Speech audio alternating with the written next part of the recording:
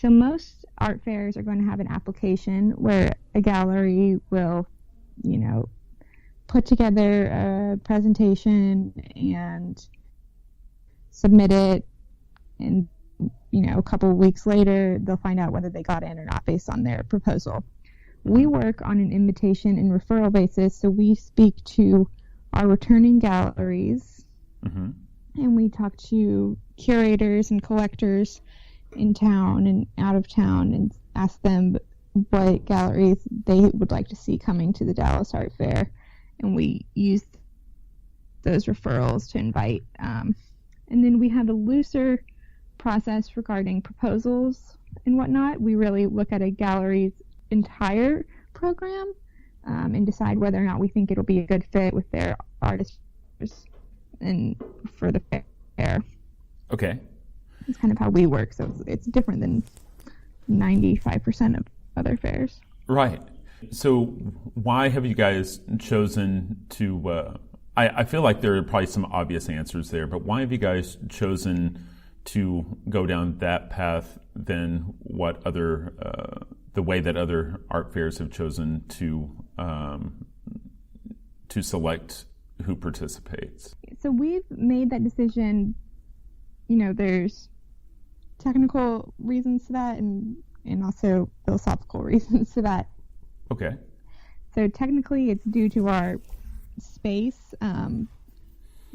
Most fairs take place in a convention center or something where uniform booths are made, and it's easy based on an application to say, okay, we need 20 11 by 20 foot booths and 30 by 30 foot booths, or something.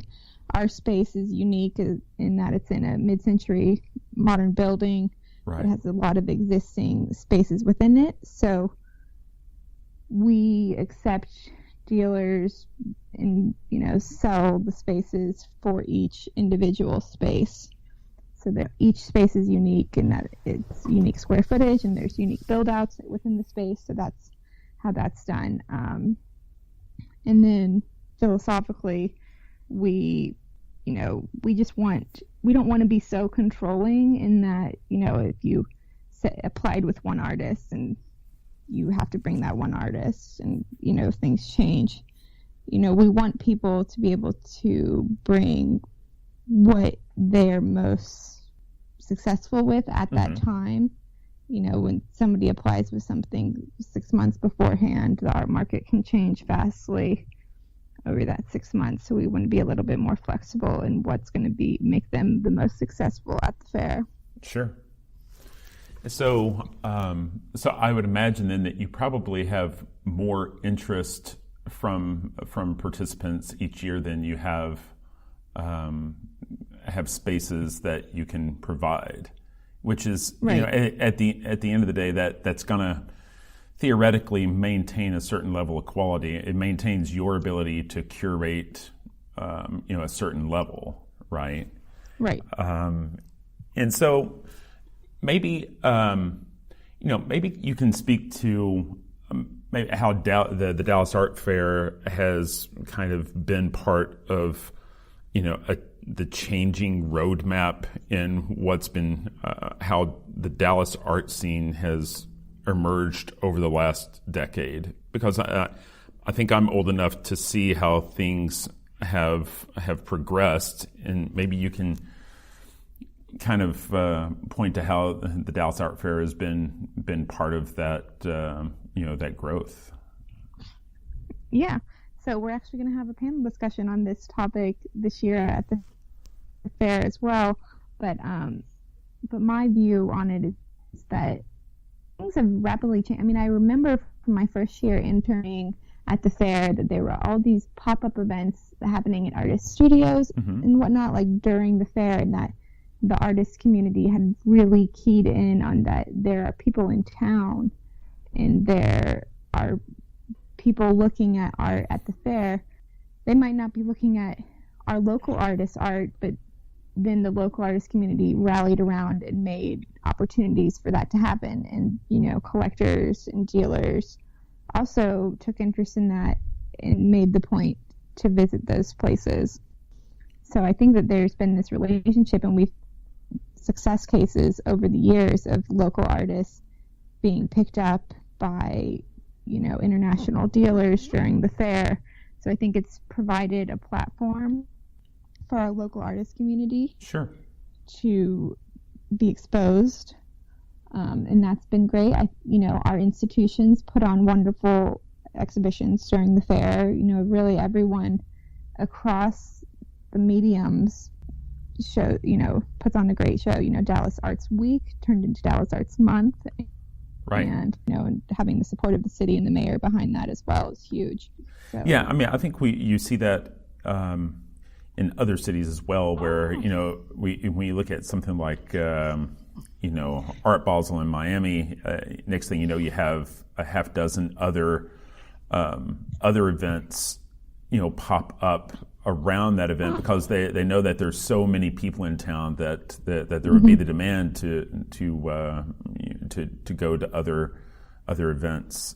Same thing in New York, and next thing you know, you have the kind of grassroots fairs that are more avant-garde, like the spring break show, right? And and so so you mentioned that you're going to have a panel discussion talking about something like that. Are there other sorts of panel discussions that will, would that take place at the Nasher, or where do those panel discussions usually take place? So some of them take place at there, and we'll also have one of them take place at the Nasher this year. In addition to, there will be one that is initiated by the Nasher as part of their 360 series, speaking series on Saturday afternoon. Right. But our panel discussions will take place in the building. They're depending. Some of them will be upstairs. So a couple of things. One, I have a friend from college who's CEO of State Fair of Texas, and there's not a lot in common there other than there's fair in the name. But one of the things, there are all these exhibitors, and there's this huge logistical, nightmare that has to be set up. And I've asked him before, like, well, the fair's coming up, it must be really stressful. And he's like, no, by the time the fair gets here, everything just kind of runs itself. And I think a lot of the work is done ahead of time. Figuring out who the exhibitors are, lining up the sponsors. So what is your busiest time of the year? Is it actually trying to pull the event off, or is it in laying the groundwork for sponsorships and exhibitors? I think laying the groundwork is 85% of it, and then and then we kind of get to a low point when we're about 3 weeks out, and then 2 weeks out it becomes crazy again as we're just preparing for everything to happen, and then for us also it's about making sure that the collectors have the information of what dealers are bringing, and we put a lot of emphasis on creating opportunities for collectors and dealers to have opportunities to meet and engage in relationships so that artwork can be sold. So that's a big emphasis for us. That's, probably quite different than what happens at the fair. Logistically, things are pretty smooth by that point, but our emphasis becomes on making sure that connections are made so that we can be successful.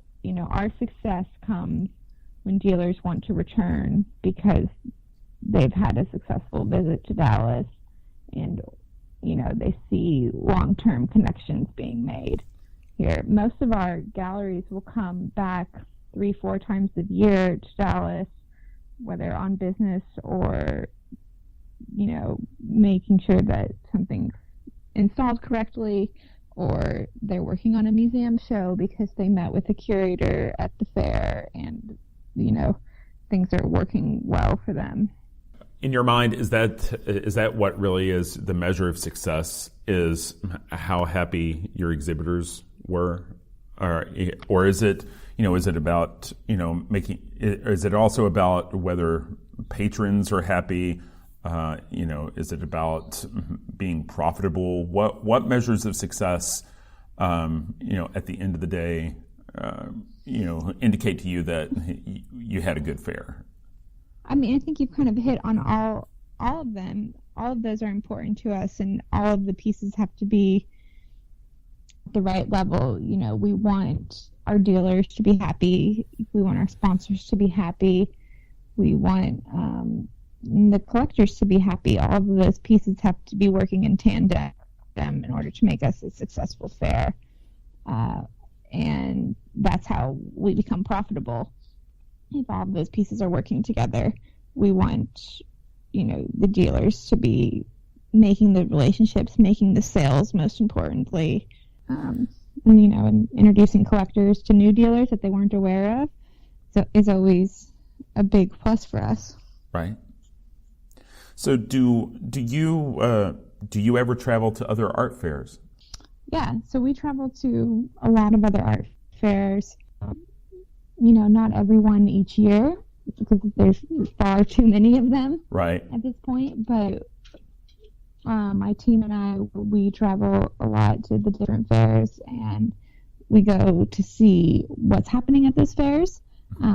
It's a great opportunity to be able to visit with a lot of our galleries, all under one roof. But we also make points to go to New York and LA, and I'll visit them in their spaces as well over the year. That's great. Your team is it's a pretty small team, right? I mean, it's right. Yeah, it's a deceiving word. Right. So it's you and Brandon Kennedy, and I believe Brandon is in charge of like the exhibitor relations, and what other integral part of the team is there? And then we have Sarah Blagden as well, who she is in charge of VIP relations, and it's a new position for us. She joined us this past summer, so we're really excited to have her here for the fair this year. But really formalizing our program with collectors and getting that in a much better organized state so that we can be on top of that for a year-round basis. Great. So we're excited to see those changes implemented this year. Wonderful. So, if somebody wanted to, if I were an artist and I wanted to make the most of the opportunity that is involved with Dallas Art Fair taking place and Dallas Arts Week, Dallas Arts Month, what ideas might you have for how an artist might take advantage of the programming or just the opportunity of people being in town? I think an artist should definitely come to the fair. I think they should be introducing themselves to the galleries. Planning ahead of time and seeing if they have any availability to do studio visits and things like that. Obviously if you contact them prior to the fair, not just like the week of the fair, there might be some flexibility in those schedules to make some studio visits so that they can get the most of that. But I also think coming to the fair, seeing what's happening in the art market, getting inspired and asking questions is always important. I think, we have programs. We have a Student Sunday program as well, where we offer free admission to anyone with a student ID or any sort of educational ID on Sunday, which is also a great opportunity because at that point, a lot of sales are wrapped up and stuff. So many of the dealers are more available to speak, to young artists about their career and how they can be developing them.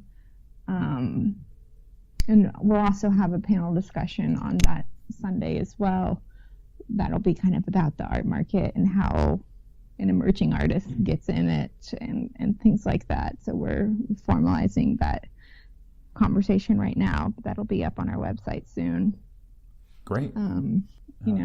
We we work with young students too, as well, as you know, right. Bringing them to the fair on Friday. We've got a great partnership with Neiman Marcus where they underwrite all the free admission for students